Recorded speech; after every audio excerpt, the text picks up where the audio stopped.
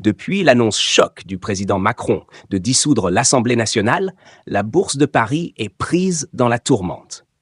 Notre correspondant, présent au cœur de la place financière parisienne, a constaté une forte volatilité et une baisse inquiétante du CAC 40, l'indice vedette de la place parisienne. Décontenancée par la perspective de voir le Rassemblement national s'installer à Matignon, la Bourse de Paris a encore perdu 1,33% ce matin, après avoir tenté un rebond en début de séance. Le CAC 40 a ainsi atteint son plus bas niveau depuis le mois de février, à 789,21 points. Une nouvelle séance difficile, marquée par la baisse des actions et la remontée des taux d'emprunt.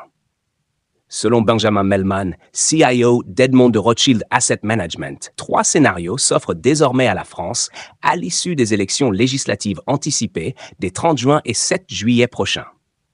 La reconduction de la même majorité relative, une majorité relative pour le RN ou une majorité absolue pour le RN. Chacun de ces scénarios présente des défis uniques pour la gouvernabilité du pays. Le programme économique du Rassemblement national, attendu dans les prochaines semaines, pourrait en effet aggraver la situation des finances publiques, comme cela avait déjà été le cas lors des élections présidentielles de 2022. La menace d'une nouvelle dégradation de la note de crédit de la France, après celle de S&P le 31 mai, plane d'ailleurs sur les investisseurs. L'agence de notation Moody's, qui attribue pour l'heure une note AA2 à la France avec perspective stable, ne cache pas son inquiétude concernant la maîtrise budgétaire et donc le risque d'un futur déclassement. Elle pointe du doigt le risque de multiplication des motions de censure lors de la prochaine législature en cas de victoire du RN, y voyant un danger accru d'instabilité politique.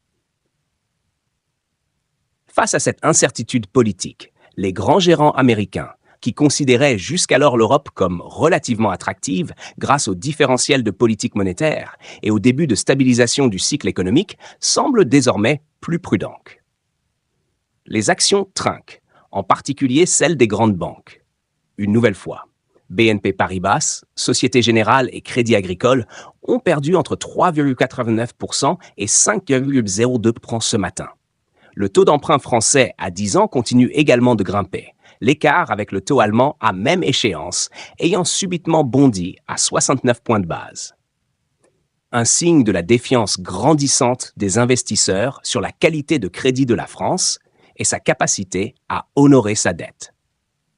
La Bourse de Paris semble donc bien prise dans la tourmente de cette dissolution inattendue de l'Assemblée nationale.